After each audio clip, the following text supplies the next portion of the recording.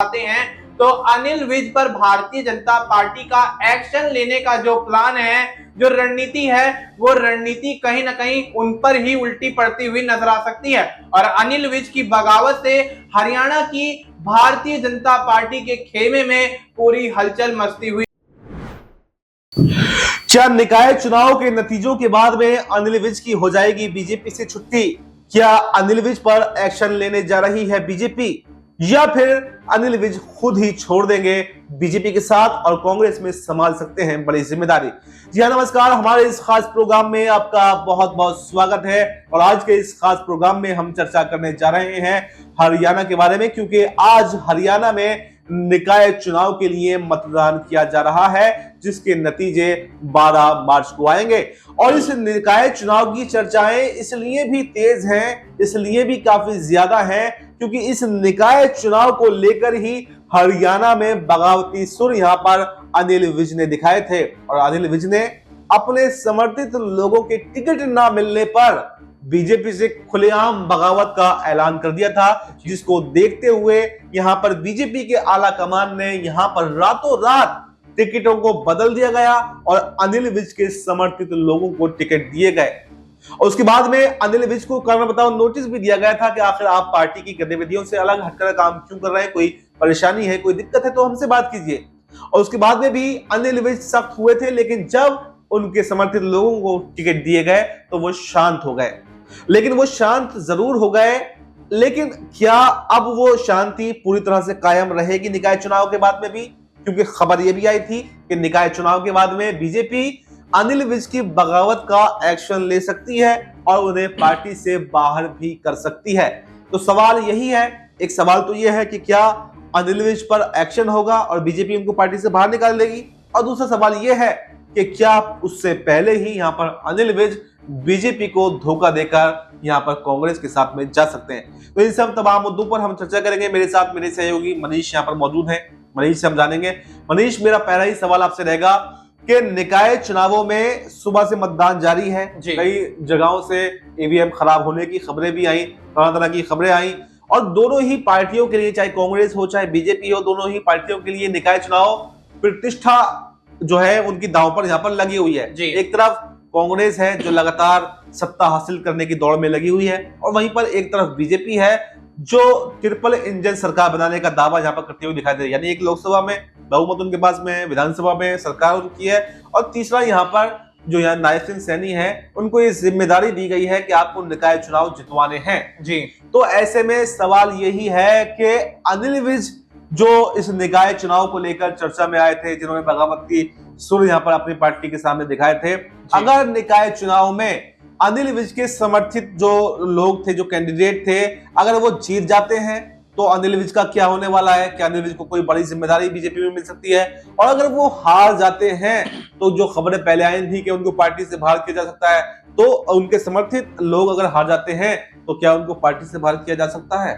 जी बिल्कुल, यहाँ पर देखा जाए तो दोनों ही स्थितियों में कहीं ना कहीं भारतीय जनता पार्टी के अंदर सियासी भूचाल आने वाला है कि अगर अनिल विज का यहाँ पर कद बढ़ता है तो अनिल विज का कहीं ना कहीं दबाव जो है वो भारतीय जनता पार्टी पर और भी ज्यादा बनता हुआ नजर आएगा। अनिल विज और भी ज्यादा यहाँ पर हावी होते हुए नजर आएंगे।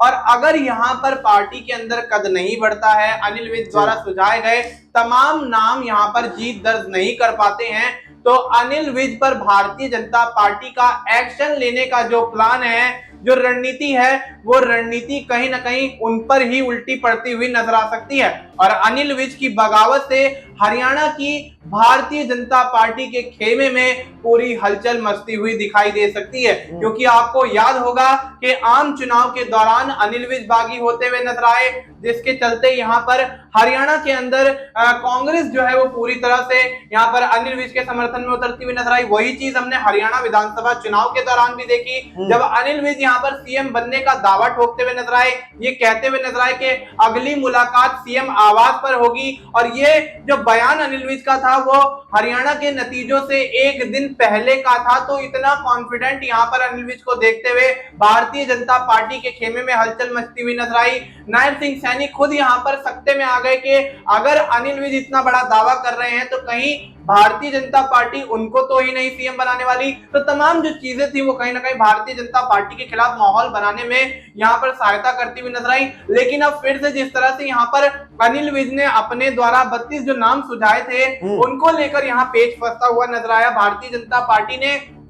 लेकिन अनिल विज की बगावत से घबराकर, अनिल विज के तेवर से घबराकर कहीं ना कहीं रातों रात जो फैसला बदला है, फैसला पलटा है, वो फैसला कहीं ना कहीं अनिल विज की भारतीय जनता पार्टी में हरियाणा के अंदर मजबूत स्थिति को दिखाता है। और तमाम जो पार्टी के नेता हैं, तमाम जो दिग्गज चेहरे हैं हरियाणा की राजनीति में भारतीय जनता पार्टी के खेमे से, उनकी कहीं ना कहीं यहाँ पर कमजोरी को भी जाहिर करता है। और ऐसे में जिस तरह से अनिल विज द्वारा सुझाए गए 32 नामों पर मोहर लगी और अब यहाँ पर निकाय चुनाव की तैयारियां जिस तरह से की गई और सुबह से आज वोटिंग जारी है, तमाम खबरें भी निकल कर आ रही हैं, कहीं ईवीएम खराब होने की बात, कहीं शासन प्रशासन पर सवाल उठ रहे हैं, कहीं यहाँ पर स्थिति व्यवस्थाएं जो है वो ठीक नहीं है। तो कहीं ना कहीं तमाम चीजों को लेकर यहाँ पर हरियाणा के अंदर भारतीय जनता पार्टी अभी भी गिरती हुई नजर आ रही है। और अनिल विज पर एक्शन लेने की जो बात यहाँ पर भारतीय जनता पार्टी की तरफ से की गई कि हरियाणा के जो निकाय चुनाव है उनके परिणामों के बाद यानी कि 12 मार्च के बाद यहाँ पर अनिल विज पर बड़ा एक्शन हो सकता है। तो अब ये एक्शन कहीं ना कहीं दो बातों पर निर्भर करता है। पहली तो ये कि अगर अनिल विज द्वारा सुझाए गए तमाम नाम यहाँ पर जीत दर्ज कर लेते हैं तो भारतीय जनता पार्टी को कहीं ना कहीं अनिल विज के सामने नतमस्तक होना पड़ेगा। और यहाँ पर दूसरी चीज ये कि अगर अनिल विज द्वारा सुझाए गए नाम यहाँ पर जीत दर्ज नहीं कर पाते हैं तो भारतीय जनता पार्टी को बड़ा झटका देते हुए अनिल विज यहाँ पर उनसे बगावत करने के बाद कांग्रेस में एंट्री मार सकते हैं। और कांग्रेस में एंट्री मारने का मतलब ये कि हरियाणा की राजनीति में भारतीय जनता पार्टी के सियासी भविष्य पर खतरा मंडराता हुआ नजर आ सकता है। तो ये बिल्कुल देखा जा सकता है कि अगर इस चुनाव में जो अनिल विज के द्वारा सुझाए गए नाम थे अगर वो जीत जाते हैं तो यहाँ पर नायब सिंह सैनी के लिए बड़े खतरे दिखाई दे सकते हैं। और अगर वो हार भी जाते हैं और उन अनिल विज पर एक्शन लिया जाता है तो तब भी यानी दोनों ही कंडीशन पे यहाँ पर नायब सिंह सैनी के ऊपर बड़ी तलवार लटकती हुई दिखाई दे रही है। क्योंकि अगर अनिल विज हार के सुझाए गए नाम हार जाते हैं और पार्टी उन पर एक्शन लेती है तब वो बगावत कर देंगे, कांग्रेस के साथ में जा सकते हैं। और वहीं अगर अनिल विज के सुझाए गए नाम अगर जीत जाते हैं तो उनका कद जो है पार्टी के अंदर बढ़ जाएगा, तो वो भी फिर खतरे की घंटी यहाँ पर नायब सिंह सैनी के लिए हो सकती है। जिस तरह से मनीष ने बताया कि तमाम तरीके से अगर देखा जाए तो यहाँ पर हरियाणा में बीजेपी की मुश्किलें बढ़ने वाली हैं, नायब सिंह सैनी की मुश्किलें बढ़ने वाली हैं। क्योंकि लगातार अनिल विज को हल्के में लेना जो अब तक लिया जा रहा था कहीं ना कहीं वो भारी पड़ने वाला है। अनिल विज एक सीनियर नेता है, सीनियर नेता के तौर पर जाने जाते हैं और कांग्रेस यहाँ पर अपने हाथों को खोले हुए बैठी है, अनिल विज का इंतजार कर रही है कि आखिर कब अनिल विज हमारे साथ में आए। तो ये यहाँ पर बीजेपी की बड़ी भूल हो सकती है कि अनिल विज पर एक्शन लेकर उनको चुप कराया जा सकता है या फिर उनको नोटिस भेज करके चुप कराया जा सकता है। अनिल विज छुपने वाले नहीं है, उन्होंने ये बता दिया था पहले भी। अभी वो शांत जरूर हैं लेकिन इस शांति में भी बहुत कुछ छुपा हुआ बताया जा रहा है। कई राजनीतिक विश्लेषकों का कहना है